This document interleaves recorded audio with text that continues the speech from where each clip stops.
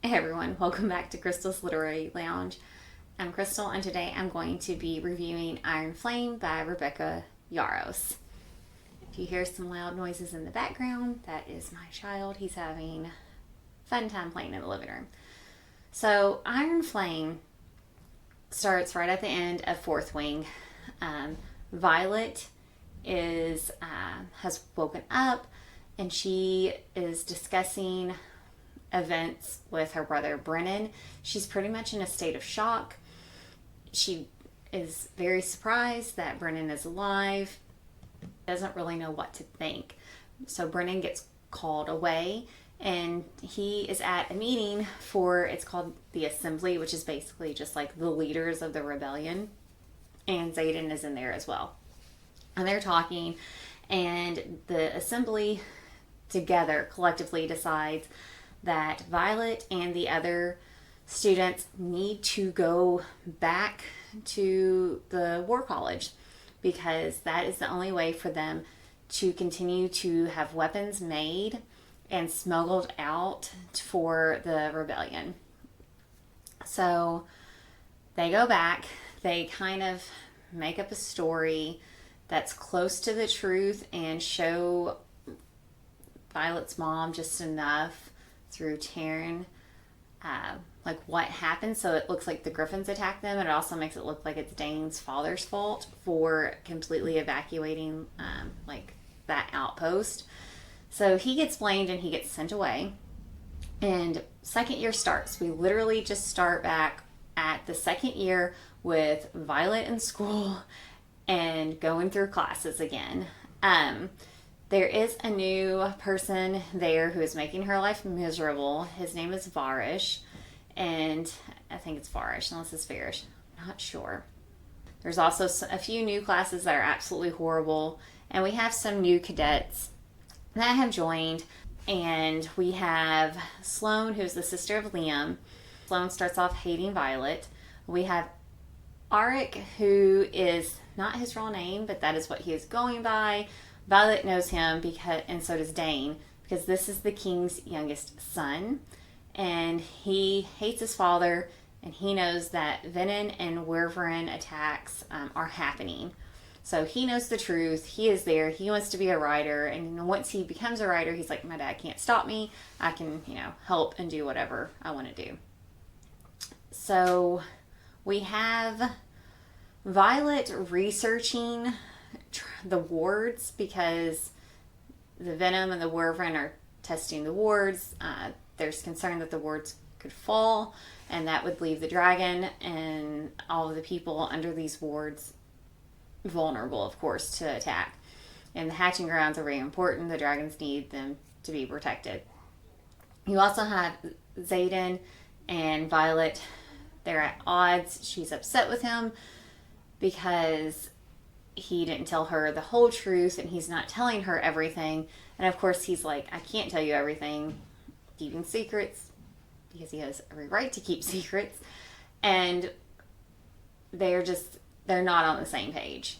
You also have the dragons, who are not really involved for like the first 300 pages. So the first 300 pages are basically just Violet researching, and a lot of redundancy, a lot of back and forth between Xaden and Violet. And that's really it. It doesn't actually pick up until after page 300. And it's because we have Varish and Violet.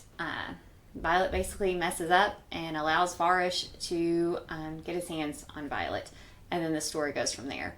But the wards and everything, that is the continuing, that is the driving force throughout the whole book of, we need to figure this out. We also have Jessina, who is Violet's scribe friend. She plays a big role in this. We also have someone who kind of returns from the dead. That plays a big role in this. We meet some more Griffin riders, and we find out a little bit more of Xaden's backstory. Overall thoughts is that this book suffers from a lack of editing. There is a serious problem here with editing. The first 300 pages were very boring. There was very little in there that was exciting. It felt just a lot of spinning the wheels. As I said, a lot of redundancy, over and over, the same thing, same song and dance. It could have been cut down to about 100 pages. And that would have told a better story. That first part would have been way better, more interesting. The pacing would have been better.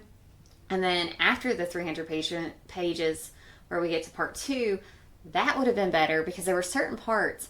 It was just very fast paced after that. And there were certain parts that needed to be explained a little more, or it needed a little, like an extra paragraph here or there. It needed some breathing room. You get hit with so much information and so many facts that your brain sometimes has a hard time like processing it all, and it's just a little overwhelming. It's too fast paced. Needed to be edited down and edited correctly. I feel like it was mostly just they wanted to release a 600-page book. Well, it was over 600 pages, and they just left everything in there for the sake of it and did not think of pacing at all in there. So I only gave it about a 2-star. This was pretty much a letdown for me, and it hurt my soul because Fourth Wing, I loved it so much, and that was a 5-star read for me. And Iron Flame just, even though the ending was good and it ends on a cliffhanger, it was not enough to overcome that first half. If you go into the book understanding it's going to be very, very slow, you're not even, if anyone's here for like a romance, you don't really get that. You kind of get a little bit of it like later on, around page 300 and on. But the first half, it's just the War College all over again. We want to talk about some spoilers here. So if you don't want any spoilers, just stop the video here. Thank you for watching. Do you think that the next book, it's going to be a lot like this one? The problem was everyone was expecting, myself included, and that the first book ends on such a high note. It was so fast-paced, and you expect to carry that into Iron Flame, and the action just stops. There's no action. It is just crawling, and that's it. And I think we're going to get that again. We are going to get another third year of the War College. We're going to get classes. It's going to be just the same. We are going to continue with that until she graduates from the college. We are. I think, though, that the Griffins are going to be there, though, since they played such a vital role in the ending of Iron Flame. I also think that Xaden and Sigil and Taryn, and even Violet, I think they're all going to die. I think they all die by the end of this series. And I think that because I think Andarna might survive. And if she survives, maybe Violet will. But I think everyone else, like the rest of them, they're not going to make it. And I think Jessina is transcribing everything. And because it has, recovered letters from Xaden to Violet. And there's just certain things in here when you're reading it and before the chapters, you're like, that's interesting. And so I think it's like little hints here or there that they're all going to die. One thing that I did like was that Taryn, he tells Violet, I chose you to be my last rider. Where you go, I follow. And Darna, she's of course a super powerful, this new breed of dragon, and the only one of her kind. And just loved like Taryn and Darna and Violet, their interactions when you finally get those interactions. And that's another thing that kind of felt like it hinted that everyone was going to to die for me, because but Andarna would survive, because even Andarna, she has there's this moment with Violet, and she's telling her I chose you for a reason. There's a part throughout the whole book where it seems like Violet is having these nightmares about the sage, and I don't think it was her nightmares. It was all Xaden. I think it was his memories. I believe he and the sage, not the one that he fought, but I think there's a higher power one, and they know each other because he spent a lot of time being gone. especially because there's this moment in battle where everything like pauses and Violet says, what are they waiting for? And Xaden, he says, me, they're waiting for me. And then we find out that Xaden, you know, is the one who, he was having nightmares. He wakes up from a nightmare and it was basically like everything that happened that had played out, and Violet's beside of him. And she had like, I think tears like in her eyes because she was actually having the nightmare too. So I think it was all Xaden's memories and not Violet's nightmares. She was sharing his memories and sharing his mind.